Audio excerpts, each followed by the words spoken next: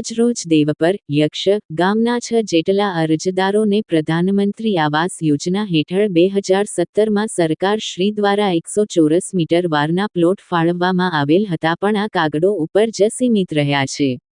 અગાઉ 2024 અને 2026માં 6 અરજદારોની પંચાયતની પરમિશનથી સોગંદનામા કરવામાં આવ્યા હતા, પણ આજ દિન સુધી આ પ્લોટ અરજદારોને સોંપવામાં આવેલ નથી। માટે આજે નખત્રાણા તાલુકા વિકાસ અધિકારીને રૂબરૂ રજૂઆત કરી હતી અને સાહેબ દ્વારા સકારાત્મક જવાબ આપી વહેલી તકે ફાળવણી કરવામાં આવશે, પણ જો આવનાર સમયમાં અરજદારોને પ્લોટ નહીં ફાળવવામાં આવે તો 6 અરજદારો સાથે ભીમ આર્મી તાલુકા વિકાસ અધિકારી કચેરી સમક્ષ ધરણા પ્રદર્શન કરવામાં આવશે, જેની તંત્ર નોંધ લે।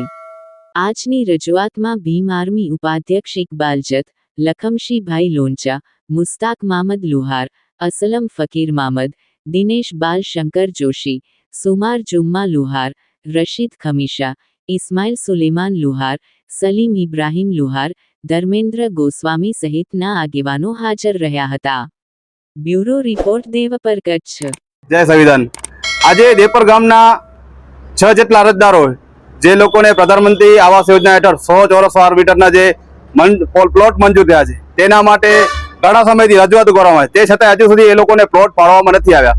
તો આજે બધા અરજદારો સાથે અમે ટીડીઓ સાહેબને રજૂઆત કરી છે કે વહેલી તકે આ જે મંજૂર થયેલા પ્લોટો છે, જે અરજદારો છે તેની અરજી સાંભળી અને એમને જે હક છે એ હક અધિકારો આપીને પ્લોટ ફાળવવામાં આવે છે। કારણ કે ઘણા સમયથી રજૂઆતો થયેલી છે અને 2017 થી લઈને અત્યાર સુધી 7 વર્ષ થયા આ પ્લોટોની મંજૂરી થયેલ છે, તે છતાં આ લોકોને પ્લોટ ફાળવવામાં નથી આવ્યા। સાહેબે રિસ્પોન્સ આપ્યો છે, સાહેબે હકારાત્મક જવાબ આપ્યો છે। અમે પણ સાહેબને કીધું છે સાહેબે 7 દિવસનો સમય આપ્યો કે 7 દિવસમાં હું સોલ્યુશન કરી આપીશ। સાહેબને અમે 15 દિવસનો આપ્યો છે કે સાહેબ 7 નહીં તમે 15 દિવસ લો।